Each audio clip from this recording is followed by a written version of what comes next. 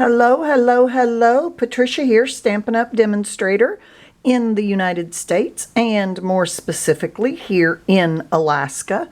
As a matter of fact, if I think of it, I will show you a little bit of a beautiful landscape. I plan to do a video of the village that I live in. I'm about 60 miles south of the Arctic Circle, so we are at about minus 30 something today. I don't remember exactly, but it's a little bit chilly here. And but it's very interesting and it's beautiful today. The sun is actually shining, and let's see, today is the 30th of January, and so it's quite an interesting landscape out there. Anyway, I will do a video possibly even today of the village that I live in and give you an idea of what it looks like here. It's very, very, very small village, but quite fun. But today we are going to talk about this contraption. This is a paper trimmer. It is $25 in the United States. It's got a lot of wonderful features, and I'm going to go through some of those and how to replace things that you might need to replace, etc., and some things that you can do to it. One of the first things I want to show you is, so do you see right here some nasty gunky stuff? I'm going to have to turn these lights back on. I thought they were too glaring. Maybe I'll just turn one on. Maybe I need two. What do you guys think? Okay, that might be better. Better than it was a few minutes ago.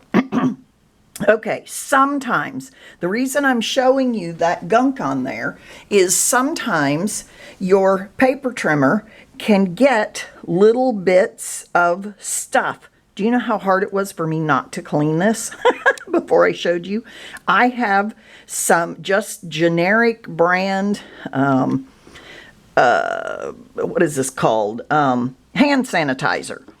And believe it or not, it does a pretty good job of cleaning some of that gunk that we can get, glue and whatever, that we can get on our paper trimmers. There we go. Good as new. How easy was that? But anyway, it reminded me of, you know, you've got to clean the house before the house cleaner comes.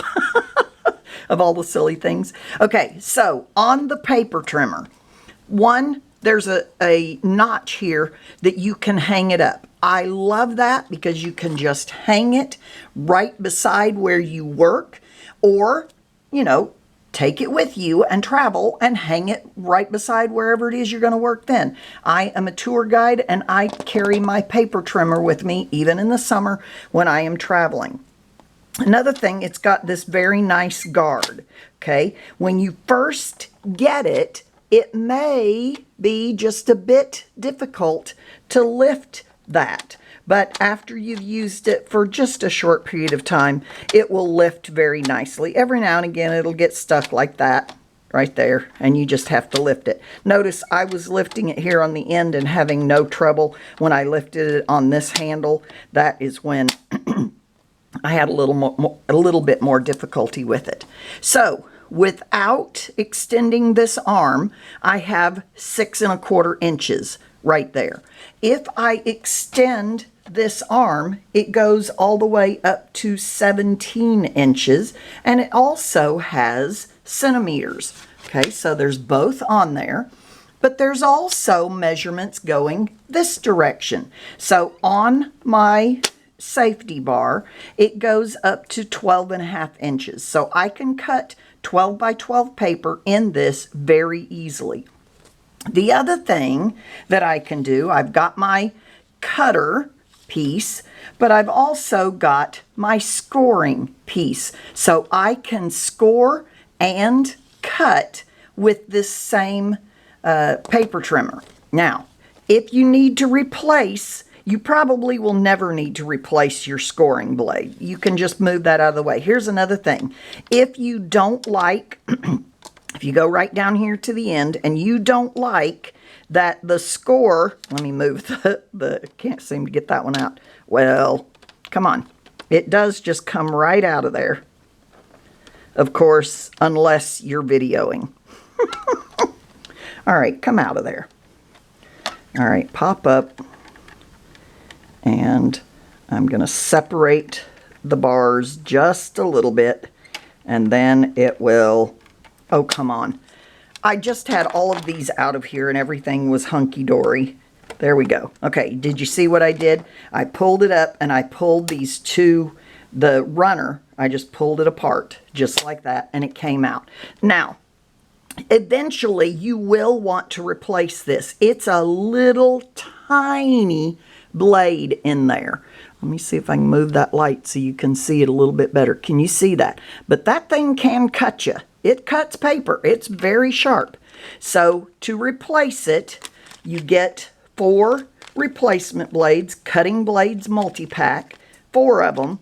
You pull one out, hold it by the tip, and then just slip it back in there. And again, I'm going to go ahead and separate those 2 bars, push it in there, and there we go. Now, how do you know when to replace this? You replace this when you cut paper, it's leaving little kind of almost shreddy type ends. I do recommend that you actually throw that thing away, okay? But you replace it. See, it doesn't want to sometimes come up, so move it. But what I was going to say on here is if you don't like that the score blade is here and the cutting blade is here, you want them reverse, just take them out. And you know, this is so funny that I can't seem to do this right now. Maybe it's because I've got it at the wrong angle. But you just pull that out, move that up, and put that back in. Okay? Whichever direction works best for you. But it does get fully out of the way. All right? So I write score on mine so that I don't accidentally cut when I mean to score.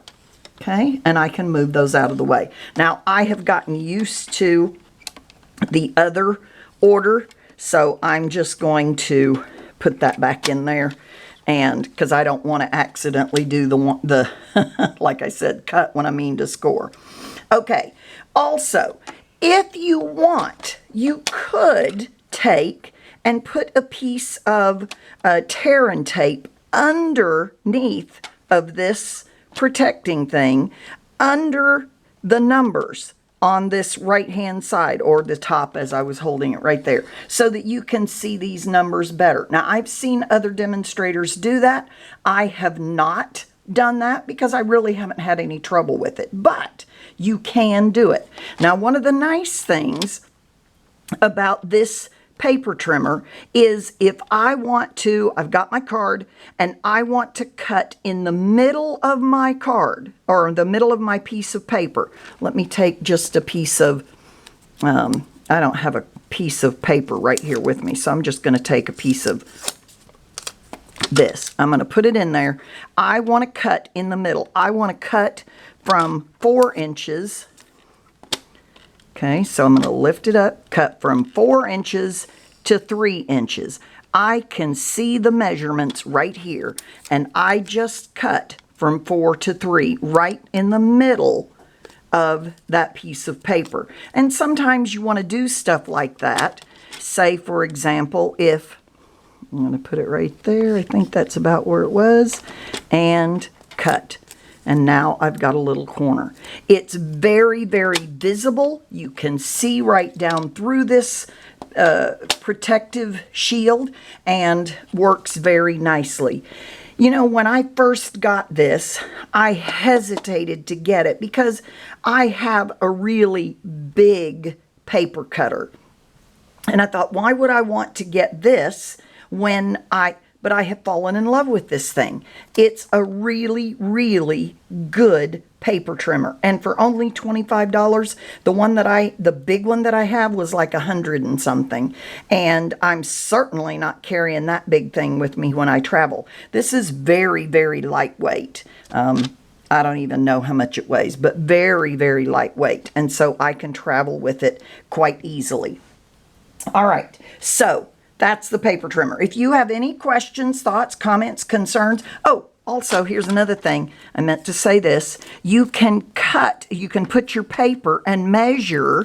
So if I want to put this piece of paper at 1, you can go up to 1.5. I can cut at 1.5 very easy. Of course, that's stuck because it's a sticky note. But I can cut on up to a 1.5 inches on the right and up to 12.5 or 17, excuse me, 17.25 inches on the left if I put my bar out. The nice thing is that most cardstock, I only need to cut up to 5.5 inches or thereabouts. And so makes this very nice. All right, let me tell you a little bit about me, just in case you're interested. My name is Patricia Hauser. My email address is Stampin' with Patricia. I'm seeing a lot of sun coming in the window at the side of my classroom. I teach here in the village, and so that's where I'm getting all these deep shadows. Anyway, my Facebook, search for Stampin' with Patricia. No spaces. You don't have to capitalize. You can just Stampin' with Patricia. Or you can use the link below. If it is still January 2022, this is the host code. If not, ask me, email, and I'll send you the current host code. If you want to order something, I suggest that you use the host code. Strongly encourage you, at least as long as your order is not over $150. And then use the host code to get the benefits of being the host if your name is drawn for that. So there you go. I am also, this is part of this Welcome to Stampin' new series that I am creating. And so welcome to Stampin'. Hope you're learning a lot. We usually have 2 catalogs. We've got the annual catalog and we have the mini catalog.